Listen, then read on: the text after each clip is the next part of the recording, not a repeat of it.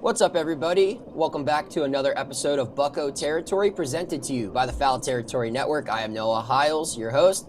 And as always, joining me are my two co-hosts, Josh Harrison, aka Jay Hay, Platinum Key, aka Mark, and joining us on the show in the midst of his drive down to spring training is Pirates rookie right-hander Bubba Chandler. Bubba, thanks for making time to hop on Bucco Territory, man. I appreciate it. This is definitely filling up the drive, so I enjoy it. Yeah, I was gonna say. I mean, you got a couple more hours left on the drive, so this might just be, a whole. We could take you all the way down to Bradenton if you want. We could just get the whole life story out of the way if you want. Dude, maybe it make up for that. Maybe. Yeah, Almost we'll got it. see.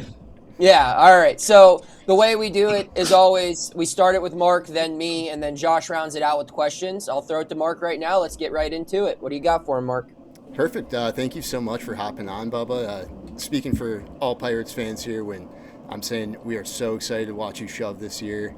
Going to be a really good time. I absolutely cannot wait. So just wanted to say that at the start here. But my first question centers around your athleticism. It's forced you to make quite a few unique choices throughout your career. I mean, you were originally committed to go play baseball at Georgia. You decommitted so that you could go play football and baseball at Clemson. Then you had to choose between Clemson and going to be after you were drafted by the Pirates. Then you were drafted by the Pirates, had to choose Yeah. between being a two-way player or focusing just on pitching. Which one of those choices along the way was the hardest one for you to make?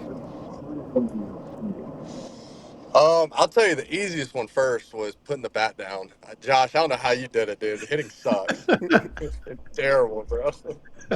But the hardest was definitely deciding between Clemson and, I mean, getting like taking the draft. I mean, gosh, like I still talk to a lot of dudes at Clemson. Most of those guys are in the league now, but you know, that was tough. Kind of a dream of mine was to go to the University of Georgia, which I had the opportunity to on the baseball side, but not on the football side. And Right. I don't know how y'all know with football scholarships and everything, but they're More than pretty nice. 11.7 at that point. Yeah. Yeah, yeah. But the football is pretty nice, and so that was kind of an easy way to get school paid for because my parents were like, "Look, man, you got all the tools and the talent in the world. Like, we're not, we'll help you with a lot of stuff, but you have the opportunity to, get a free education, which 99% of the world doesn't. So Right. I would take that. That's kind of where I was. And then, I knew my senior year I was kind of high up on draft boards, and I knew what came with that. Financial stability is, big, but also like the dream. I mean, I'm a Major League Baseball player now, and Josh lived it. Like, dude, there's nothing else like it. It's so fun. Um, but yeah, the connections and the relationships I made at Clemson was pretty tough There we go. to leave. Mm-hmm. Even like Coach Sweeney, like I love Coach Sweeney. I still talk to Coach Sweeney pretty regularly. But yeah, I will say I did think that when I decommitted from Georgia, living in Mm-hmm. Athens, it was going to be a tough decision. It wasn't. I got hounded a little bit from some people, but Yeah. whatever, bro. I mean, I'm hey, not going to even play a football in Georgia the fan. SEC, that's a pretty easy choice, I feel like. So, And football is fun. yeah. So for my next question here, when was the first time that you met Joey Bart? And can you tell us the story behind that? Yeah, gosh. I mean, I've known Joey since I can remember. My granddad. I actually just had dinner with my granddad a couple days Oh, ago, no way. and I swear we talked about Joey probably 75% of the time. And he was just like, "How's Bart doing? Like, he's good." He goes, "How's he gonna be this year?" It's like, "He's gonna be good, Grandpa." Like, I mean, he's a good player, but yeah, Joey used to fish at my granddad's pond at his house pretty much his whole life. And yeah, and Joey was a big time name in high school. Then when he went to Tech, second overall pick, like he's always been a big name around the area. Mm. when I got older and realized, kind of who he was and everything. My grandfather didn't know a dang thing about it, but he was like, "Yeah, Joey, good kid, likes to fish, uses my pond. Not that you know, second overall pick in the MLB draft, Right, but yeah. yeah, it's known Joey a long time, and it is really special. Other than the giving up the 9 runs that I gave up, who cares about that? But Hey, learning it was experience, pretty yeah. special. Him catching me. My granddad. I got a picture framed of me and Joey walking from the bullpen to the dugout. I got it framed, and I need to get Joey to sign it, but I'm gonna give it to him Oh, that's whenever awesome. Joey signs it. Yeah, but he was tearing up. My grandmother, she's like, I never seen your granddad cry in Oh, 4 years or whatever. But I was like, dang, that's pretty sweet. So what a moment. What a small world. Yeah, I saw that story and I couldn't believe it. yeah, All right. it's pretty cool. And then just my last question, quick one here for you, but which is more satisfying, striking the guy out looking or swinging? I mean, shoot, it depends. Like Jared Jones a couple years ago, I think it was Terang, when like that swinging's pretty sweet. Yeah. But like when you freeze a guy, it's just like I own you, dog. Like you had Mm-hmm. no idea what was coming. That's kind of how I think about it. I love But it. it doesn't matter. Punchies and punchies. Yeah, exactly. All counts the same. So, all right, I'm going to turn it back over to They all Noah count here. the same. All right, Bubba. Obviously, you made your big Sorry. league debut in the final month of last season. You had a pretty strong month, but you're still technically a rookie now. I'll ask you, I mean, do you feel like a rookie still, Yeah. or do you feel like that month in the big leagues kind of was your rookie season and now you're expecting to be kind of like a pro and a standard big leaguer at this point? Yeah. Yeah, I feel like a 10-year bet. No, I'm just playing. Yeah, the taste was nice.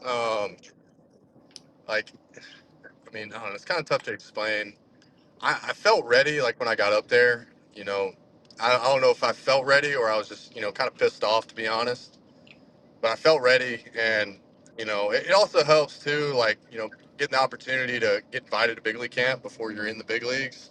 So you're around the guys, you're around you. It's not super uncomfortable when I first got up there. Like in the clubhouse, I'm really good friends with most of the pitchers already. Talk to them daily. So it's like it's not it wasn't like a shock. It's related to a different level. So I wasn't overly shocked, but I think I ended up getting like 40 days is what I was up there, and I think each day I learned something new, and kind of some of my thought process this off season.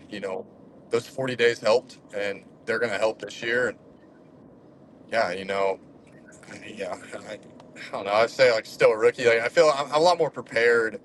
I'd say body wise, I know what to expect just because Josh knows it. Like, dude, the mental grind, I say the physical grind too, the big leagues is completely different. Like, flying on planes is nice, but hell, when you're flying every 2, 3 days, it's like, kind of takes a little toll on your body.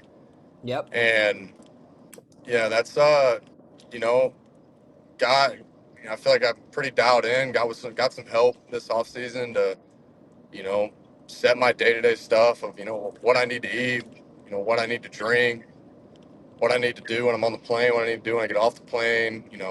If we do have an off day, like, do I need to play golf or do I need to spend 4 or 5 hours just doing straight recovery, like whatever it is. And, you know, plans are great, but plans go out the window the second, the first game is. So, like, I feel pretty dialed in with the routine and the plan I got. So we'll see. But yeah, I think those 40 days helped. You always wish, I wish I had more last year, but whatever, who cares? Yeah, but they're super excited. It's gonna be a great year for the boys. You mentioned that you have some good friends in that starting rotation. That was really the main area of the team that kind of changed this offseason with the departures of Mike Burrows, and Johan Oviedo. When you see those moves, I'm sure part of you is sad that, you're losing some of the fellas, but at the same time, I mean, in a way, that's an endorsement on your skill set, that you're going to be asked to cover more innings, that you're viewed as a big part of this rotation this year. How do you take in all of that news while it's happening?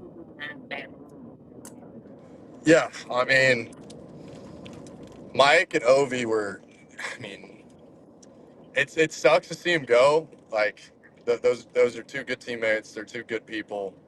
Um, and I'm a little closer to Mike than I am Ovi. Just knowing Mike, the last 4 or 5 years, Ovi, the only time I ever played with him was the last 40 days of the season. So like a little closer to Mike than I was Oviedo. But like both two guys that can't really say anything bad about them. Just you know, just studs, just dogs. And it sucked like when you saw him get traded. It's like dang, and then it's like those guys' careers are far from over, and you want every good player to be on your team, but like seeing them go, it's like, man, like Ovi, he's gonna love Boston. Like, I played there once, and I was like, dang, this place is really sweet. Like the fans are great. They were, should be a fun time. Should be good, good vibes for him. And then Mike, same thing in Houston. It's like, Houston has been really good the last couple of years, and Mike's, gonna help them, stay good.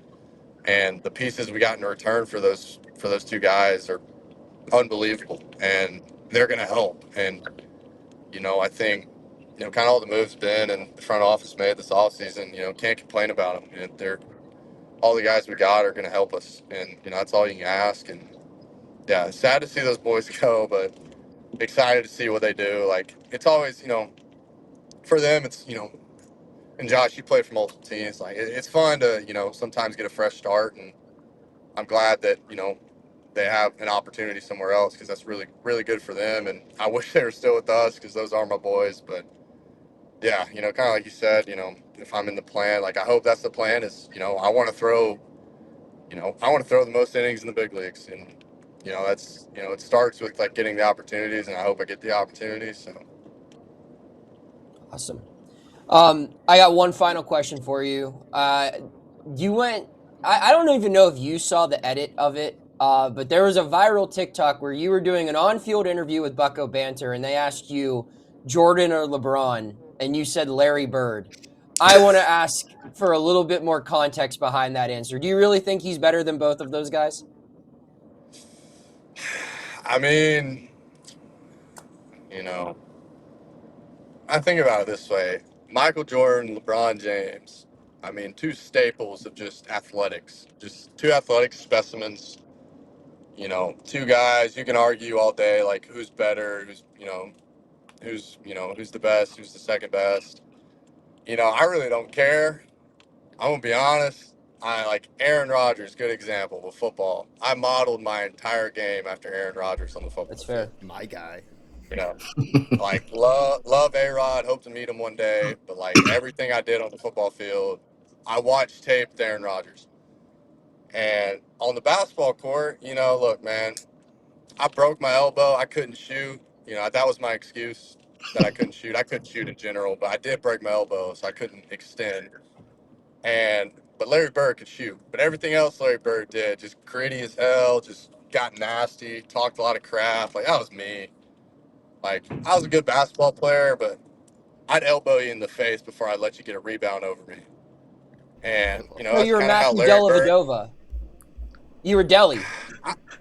No, what's the dude that I don't went know. to I'd like to say Duke? I'm What's the dude that went to a little Duke? more. Oh, Grayson Allen. Grayson Allen. Dova, that man made like $80 million, so That's what I'm he's living saying. right. But Yeah. Hey, you'll take I that. would like to say I'm Hey, giving black eyes. yeah, hell yeah. Like I punched someone in Every the team mouth needs one before of those guys. Yeah. you score on me.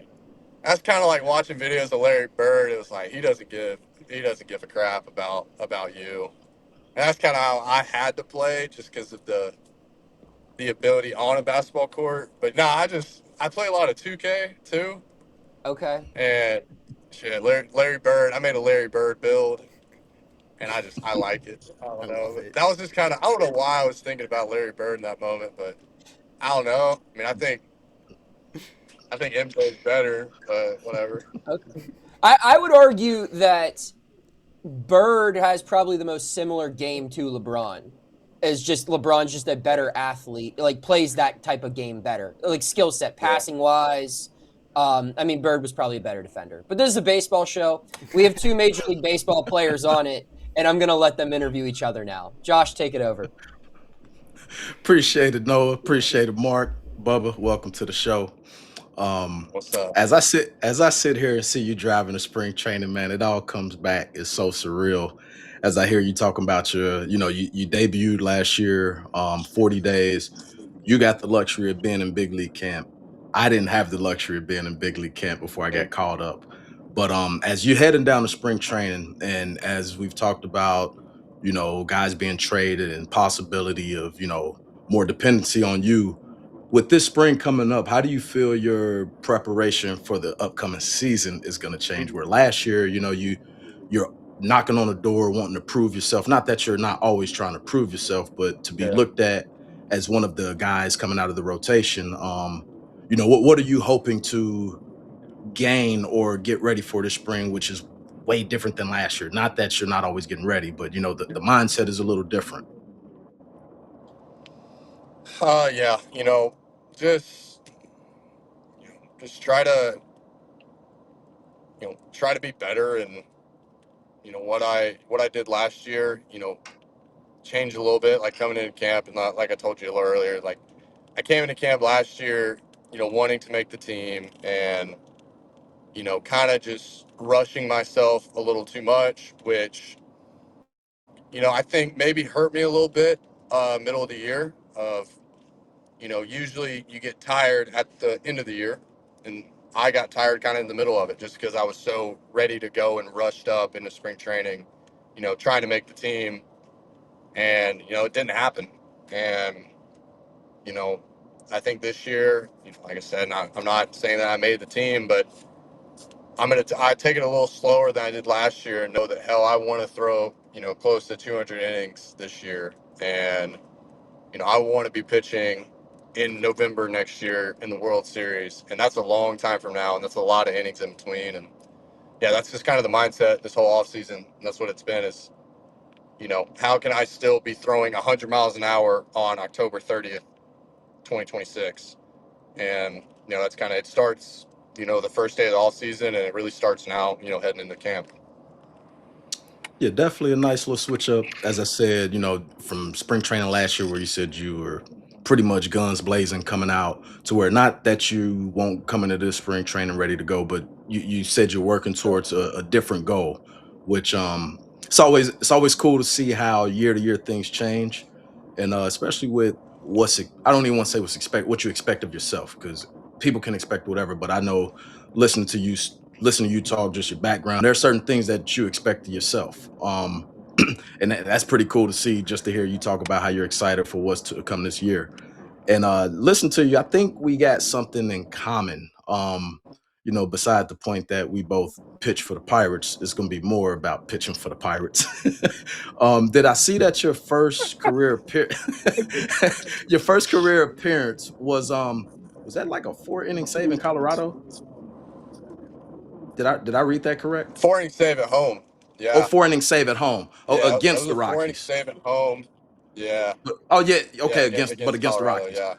Okay, because my first pitching appearance was in Colorado against the Rockies. I was about to ask you what was it Oh, like coming in, God. but at the same time, still for your first appearance to have to go 4 innings, what can you recall what that was like your debut? Because a lot of people ask about a debut, and I can remember mine, but hearing yours being a 4 inning save, that's kind of sick if you ask me.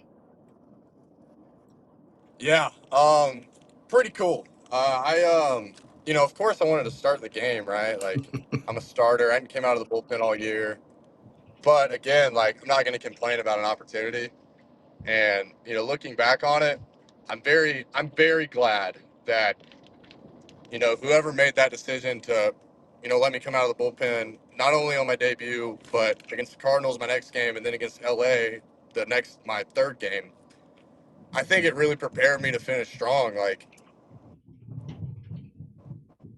Colorado, like my debut, bro, I was so right shot. I may not have felt it. Like, I was just fired up, and just ready to go. I didn't care who was in the box. Like I was ready to kill you. And the Cardinals cooled down a little bit, and had a good outing. Had a really good outing, and just very relaxed. And the third game, hell, we played the Dodgers, and like Dodgers, a good team, and they got some guys on that team that I looked up to as a kid. I mean, Freddie Freeman, for example. Being from Georgia, he played for Atlanta. Like, bro, I Right. love Freddie. I got his jerseys. Loved him, bro, and just like very surreal pitching against them. But too, they also got a guy named Shohei Ohtani. Like, who doesn't want to throw against those guys? They're the best. And I kind of came into that outing pumped up. I had 8 or 9 innings, scoreless, a lot of strikeouts, kind of pitching really well.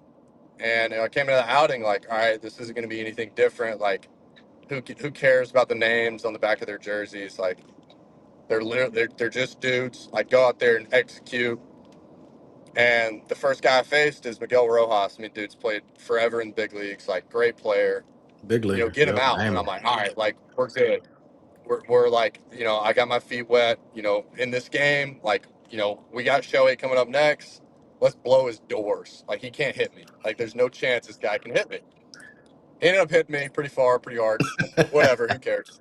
Happens. And I think after that, like, ended up putting together a pretty good outing. Got Freddie Freeman out twice. Does he care? Not at all. Did I care? Oh, yeah. Was fired up about it. Of course, got to take all those wins. I was, yeah. I mean, he doesn't know my name, but I tell you one thing. I was Trust me, he fired up. knows you. I was Trust me. fired up. Trust me, you're a big leaguer and you got him out twice. He know your name. Hey, hey. Hell yeah. But pretty cool. But yeah, ended up putting together a pretty decent outing. Gave up some runs, but the final 3 innings, I think, yeah, 'cause I gave up runs in my first, and my final 3 innings, were smooth sailing. But I had a little bit of that, like, okay, I've given up runs in the big leagues now. I know how to get out of a jam, because I really had to get out of any jams up to that point. And my first Right. start was against Milwaukee. Good team, real good team, give it to them. And, they embarrassed me. But again, it was like, I'll give myself some credit. Like, I didn't care about it. I knew I was going to get another opportunity to start, and I think that helped. But, after that, it was like, all right, what was I doing? Was I tipping? Was I, like, what was on that day? What was off? And just kind of put it in the memory bank of like, all right, if I can't land my heater, we gotta find something else to establish the zone with. And I think that helped me with my last 3 starts. And I ended up pitching pretty good in my last 3 starts, and that's I ended the season with a good taste in my mouth, and still have that Brewers outing in the back of my mind that pisses me off every day. And it's kind of what you work for in the off season is find little stuff, find little chips to put on your shoulder. And like you said, you've never been to big league camp before you debuted. You probably played with a chip on your shoulder. I don't know where you got drafted or whatnot, but I mean, it was when I 6th came round. It in, was 50 rounds then, though. Not 20 now, but it okay, was 50 then, 6th round. hey, So pretty decent. But I was traded to the Pirates too, though. So I also wasn't their draft pick. yeah. So like I mean, that's the good thing about you know professional sports is you're so delusional that people don't want you, and you got to prove yourself. Whether you're a guy that was a 50th rounder who made it to the big leagues, or if you're Connor Griffin, who was a top 10 pick, and is just an overall stud. Like, you got to find stuff to put on your shoulder of like, I'm pissed off, and that's how I got to go at it every day. I just got done listening to a podcast, 8 or 9 year guy in the NFL, plays for the Patriots, undrafted guy, just signed a $40 million contract last off season. And, he's set, he's good, but he's still saying like every day I wake up just pissed off that I got cut 8 years ago by a team. And I think, that's kind of how I go about it is, I had a rough outing, and it's like, think about that outing. You never want that stuff to happen again, and focus each day on getting better, and, allow that stuff not to happen, because you can control what you can control, and there's a lot of stuff that you can't control. That is true. And with this last question, obviously you got a little bit of taste of being in Pittsburgh last year. And with some moves that have been made this offseason, hopefully some more, and even if not, an offseason where y'all have added to the team. And for you personally, with things going on, Pittsburgh is a very special city, especially when teams are winning. What would it mean to you to be a part of a team that, brings winning baseball back to Pittsburgh and being able to, go to the playoffs and hopefully, win a World Series, especially being a younger guy? Because, you Yeah. know, back when we made the playoffs, I ain't trying to say it like it was a long time ago, but we had a Yeah. very, you know, veteran present team. Where Yeah. this team right now doesn't have, you know, as many veterans as I would say we have. So what Yeah. would it mean to have a nucleus of guys like yourself and some of that pitching staff to kind of get over that hurdle and say winning baseball is here in Pittsburgh? Yeah. You were on that 2013 team, right? Yeah. Yeah. So I watched that video of Russell Martin and stuff like pretty regularly. Pretty sweet video. And I think we usually play it, when we were in minor league camp, we always played it in spring training of like that Oh video. It's wow. like that's what we're getting back to. It's like this is what we should strive to be. Like not the wild card. Like wild card's great, but like getting in the playoffs and bringing winning baseball back to Yep. Pittsburgh, like winning wherever you're at is fun. I mean, whether you're a high school athlete or you're a professional athlete, like if you're winning, you're gonna have fun. And yeah, you're right. I mean, we don't have many vets um, on this upcoming team, but again, like you know, we have a lot of young guys who are, kind of have put that, you know, me below the team. Like we want the team to win. If I went out there and, like Paul, I think, he won the Cy Young this year. I think Paul would have rather won a World Series than the Cy Young. Right. I genuinely think that. I think we got a lot of guys that are kind of in that same boat. It's like, yeah, personal accolades also come with team accolades. Like if you're Yep. on a winning team, you're going to have a lot of all-stars. You're probably going to have a lot of guys up there with MVP votes, Cy Young votes, Silver Slugger, like whatever it is. And I think that's kind of how it starts. And I think that's where we want to be. Like, man, like, yeah, I mean, since I've been in the organization, we haven't made the playoffs and we necessarily haven't been that close. But now, like being in the big leagues, I mean, like you try to do everything in your power to uplift the team and be Mhm. a leader. Hell, I pitch once a week, so like it's kind of tough, but I think the guys we're gonna have out there every day, the position players are bought in on, if the team has success, I'm probably also gonna have success. And I think the grittiness of the team we're gonna have this year is gonna be pretty special. um I don't know Lau or O'Hearn, or I'm not going to butcher his name, but the password. Like some of the guys, Jake, some of the guys we've added, like I don't necessarily know them, but everything I've heard from guys who do know them say they're great teammates and they're good dudes and they want to win. And I think there's a different feeling in the building. And like, I mean, I tell you what, I had a conversation with DK a couple days ago. Like, just so fired up for this season. I've never looked this forward to probably anything in my life. So it should be a special year. Well, definitely excited for you guys, man. Excited for you as well. I'll tell you, just like I told the other guys that have been on here, good luck, but I don't really believe in luck. I know if you stay healthy, you'll do what you do. So I always wish for good health. You create your own luck. I appreciate it. For sure. You're welcome. Awesome. Well, that will wrap up this episode of Bucco Territory presented to you by the Foul Territory Network. Want to remind everyone to hit that subscribe button if they haven't already. We're on a mission to 3,000 subs, and we need your help to get there. On behalf of Bubba Chandler, Josh Harrison, and Platinum Key, I'm Noah Hiles saying thanks for tuning in. We'll see you again next time here on Bucco Territory.